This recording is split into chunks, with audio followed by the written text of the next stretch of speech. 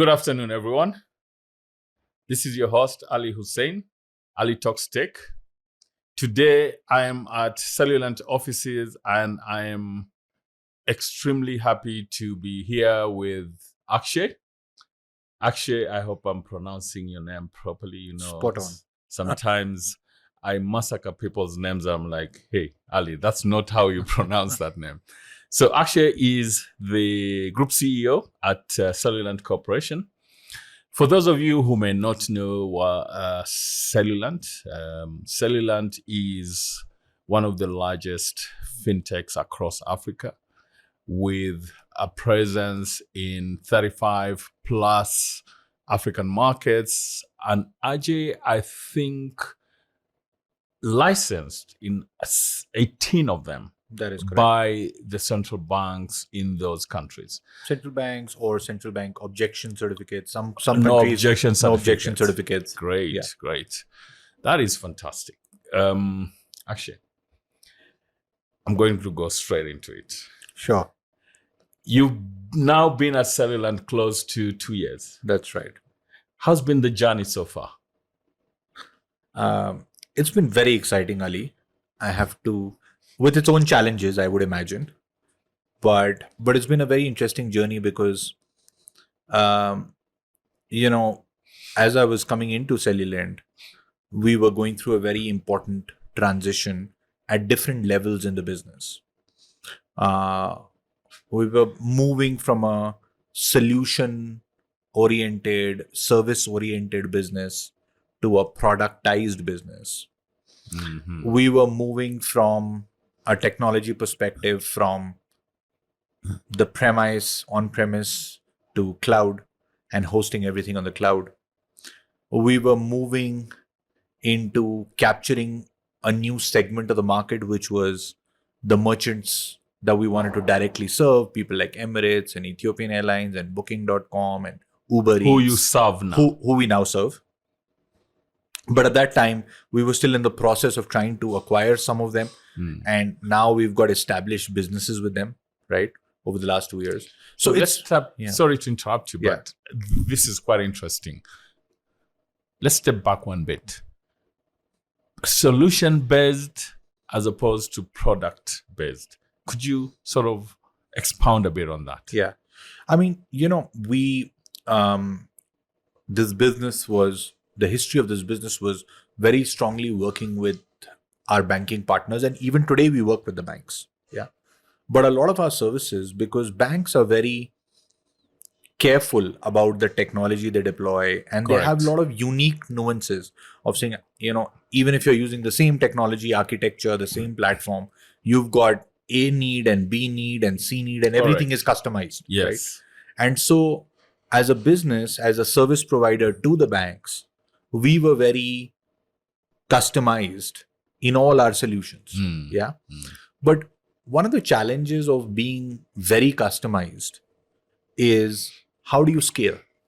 How do you acquire hundreds and thousands of customers on the same platform? You can't do that with continuous customization. Exactly. How much customization even today we do some customization. It's not that we don't. And with the banking partners, we still do.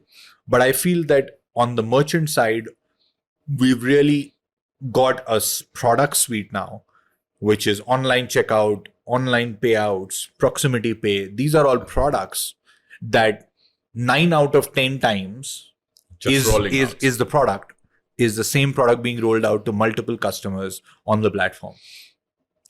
That is quite interesting. Please proceed. You're taking us through the transition. Yeah. So I think from a business standpoint, there was that transition. Okay.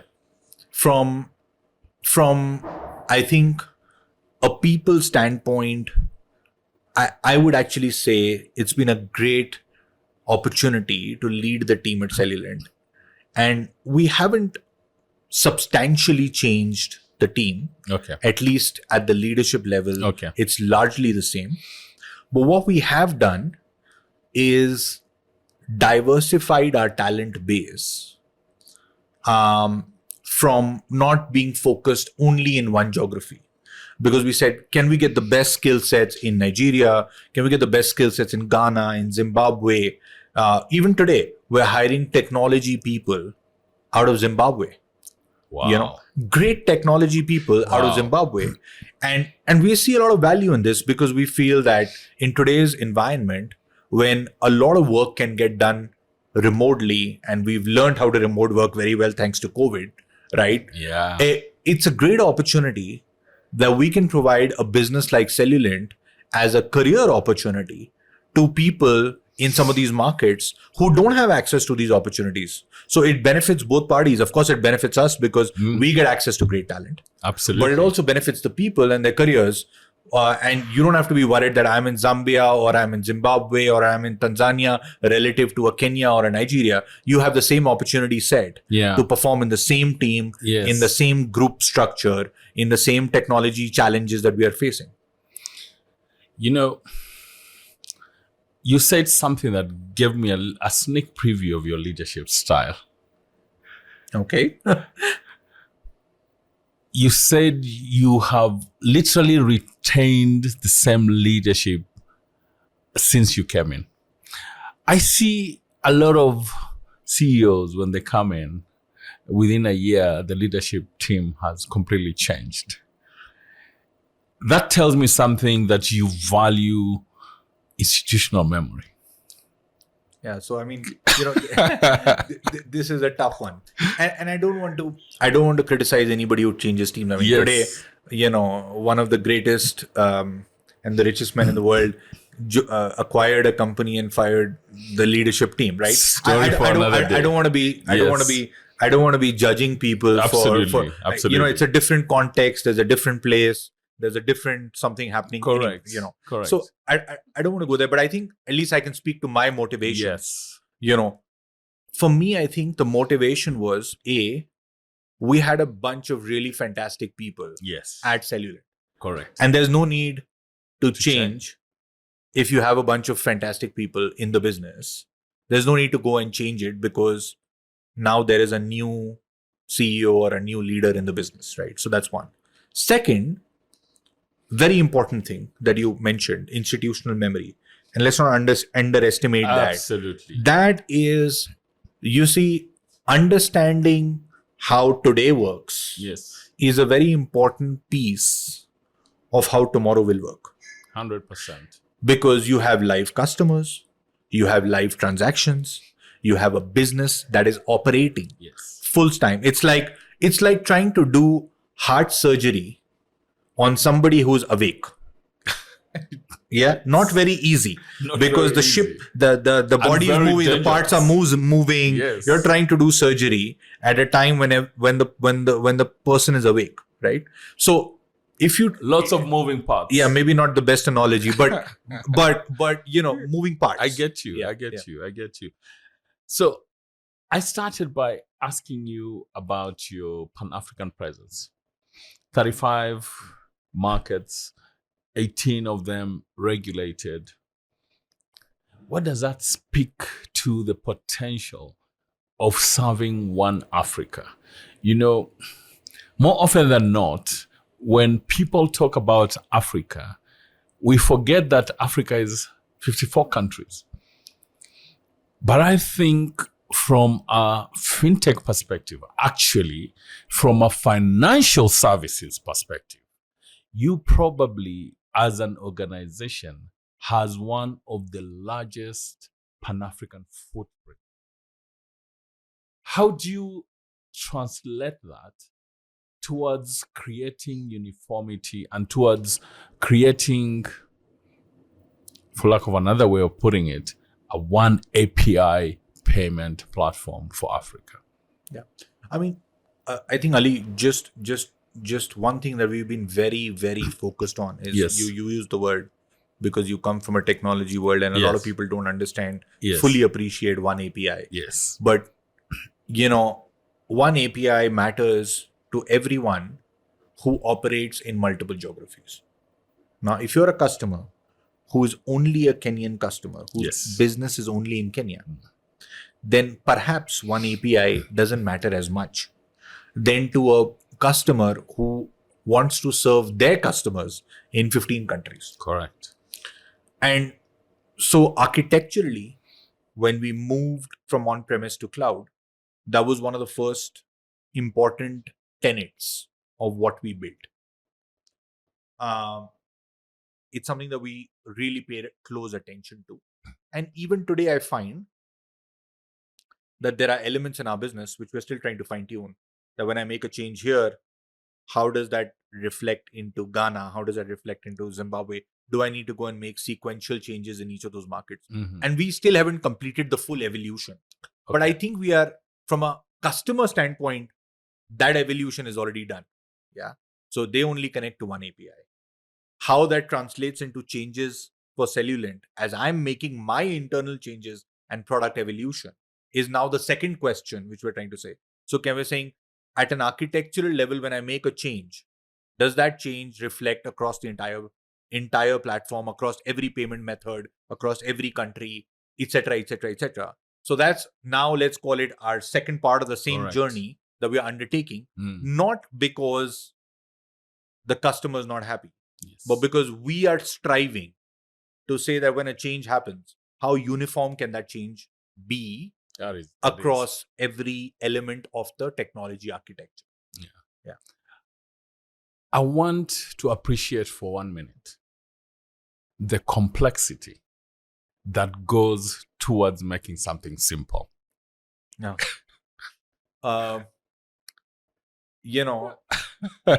So one of the days, and I'll give you, I'll give you a taste of this one, which I had myself. One of the days, I was to be the customer service agent at Cellulant for 5 hours. Okay. So I was sitting in the second floor with a headset. For 5 months? For 5 hours. 5 hours? Half the day. Yeah. You do that? Yeah. Because you want to be in touch with what's going on, what are the customer complaints, and blah, blah, blah. And so when you do that, you need to register your mobile to a platform. And we have a popular saying in Kenya, and I'm sure now you've been here long enough to appreciate, to understand this saying.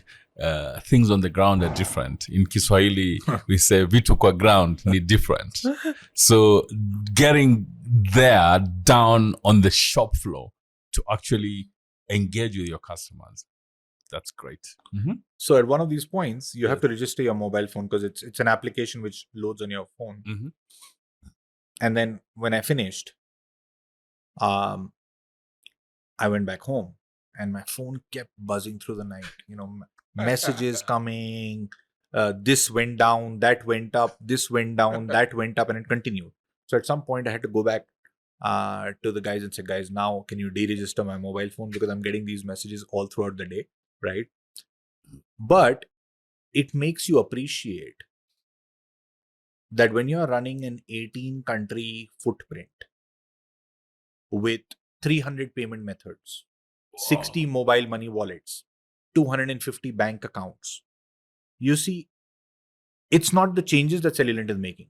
All these partners have a technology stack, are making changes. Yes. And when they make changes, it impacts my system. 100%. And when it impacts my system, it impacts the transactions which are being processed on my system.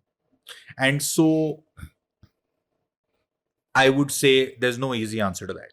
It's partly how smart you get about addressing those changes, how smart you get about experiential learning about how do you design your technology so you get less hit. But will the change hit? The answer is yes. Will you have to keep solving for it? You Absolutely. have to. And this is one of the reasons, I can't name the customer, but one of our customers said to us, this aggregation thing, we don't want to work with you guys. We will do it ourselves. Yeah. So they went away and they did their own thing. And after 18 months, they came back to us and they came back and they hooked to our network because they realized that to do this day in and day out needs an army of 100 people, if you want to execute it, not to mention that you need to have the platform to actually deliver it. Which is why I said I want to spend 1 minute to appreciate the complexity that goes towards making things simple that we don't even think about. So that is great stuff, Akshay.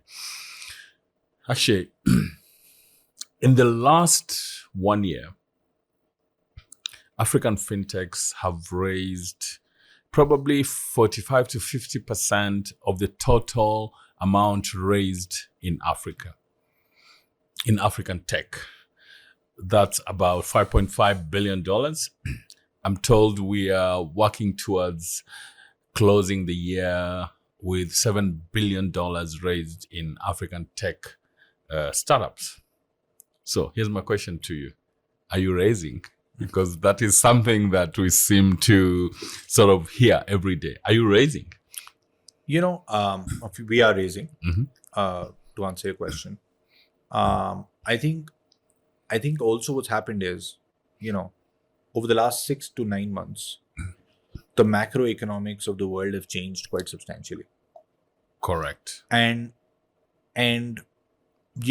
back when I used to look at other emerging markets, India, Indonesia, Malaysia, Vietnam, that part of the world, at that time, the startup ecosystem was a little ahead of Africa. So we might, some of those markets might be 5-6 years ahead of Africa, given where we are right now. But it went through a very similar cycle, And there was a time when there used to be a lot of excitement and jubilation, which there should be, about how much capital has come. Has so and so raised and all that. And after 4-5 years, there was a realization that many of the funds that invested that capital did not earn the return that they were expected to return. Correct. And so there was a disappointment with, this was such a hot market, such a high potential market, and it didn't generate the returns. And my learning from that was that we should, and it's hard to do, but I think it's important to understand that it's not the quantum of capital raised. It's the quantum of value created out of the capital raised. 100%. So we become so fixated on Raising. how much has been raised that we forget about the responsibility of returning that capital with a adequate rate of return for the investors that back that opportunity. Actually, investors in the tech ecosystem are looking at a minimum of 10x return on this capital. So you're absolutely right. So we are getting into that situation where a 5x return is absolutely great. So I agree. And so I'm saying, so I think it's very important for all of us in the ecosystem, for people who are getting funded, for investors who are funding to say, hey, what are we doing? Is it being is the capital being deployed efficiently? Is there an effective rate of return? And when we have that mindfulness, we will create a longer cycle of continued investment in the ecosystem. Absolutely, Akshay. Wisdom right there. I want to talk about MasterCard. Yeah, sure. Yesterday, I think that was yesterday or the day before, you announced breakthrough partnership with MasterCard. Take us through that. Take us through the mechanics of that partnership that you've signed and what it means for the organization as Cellulant and for the ecosystem that you're building across your footprint currently and as you grow your footprint across Africa. Yeah. So, and maybe I'll spend a minute before I talk about MasterCard on what was the problem statement that we were looking to solve. Sure. And some of that has changed, but we'll also evolve. Yeah. You would have noticed that as an African consumer today, we are now consuming more and more goods online. We are buying subscriptions, music, video, Netflix, Amazon Prime, ABC, goods. XYZ. Yeah, whatever. So I think we're all doing online subscription.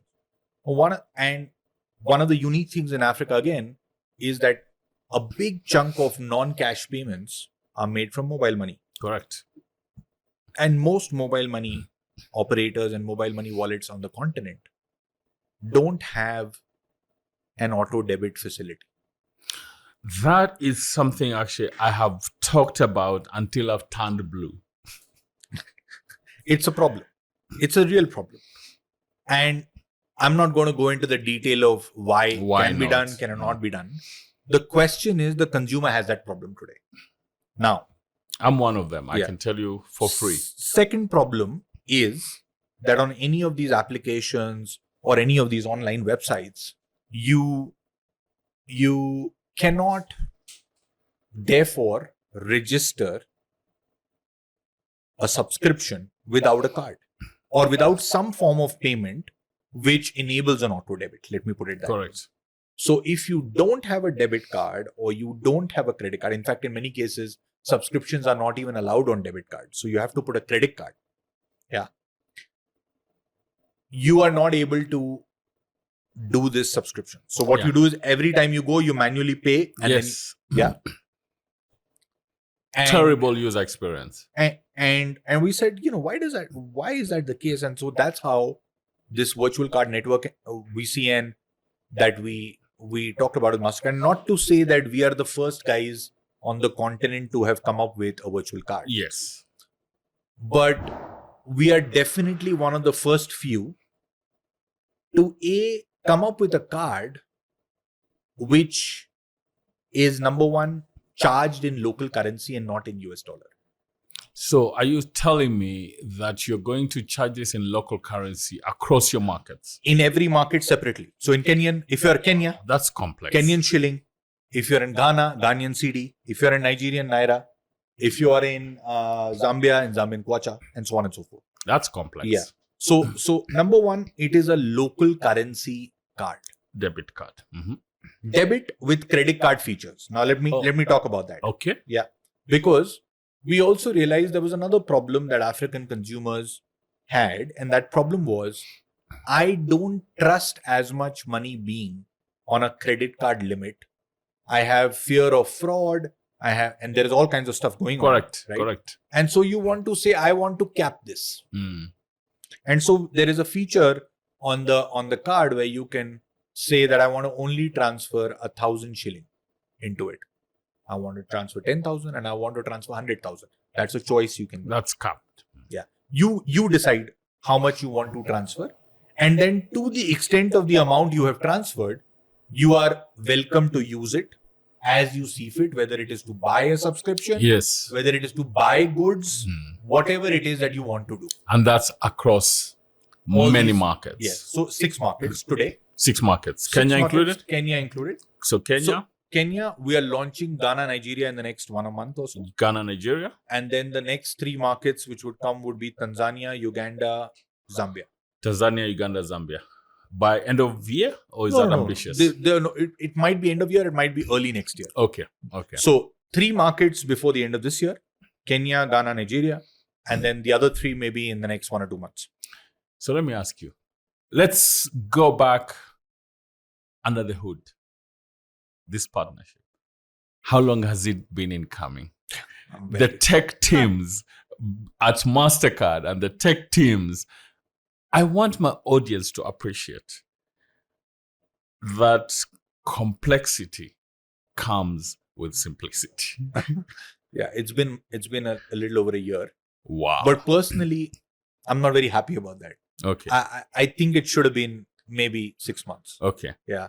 Or maybe even 4 months. But COVID could have played a role. it's partly that. It's partly, just we are dealing with, as you said, a complex solution. Yes. And secondly, somebody like MasterCard, who's a very strong partner, is obsessed with security, which they should be, and so are we now. And so are we now, because we don't want fraudulent transactions happening. And obsessed with KYC, KYC, AML, all that stuff. those Yeah. stuff. So when you start integrating everything, you realize, and everything isn't built in house. So for example, when you sign on the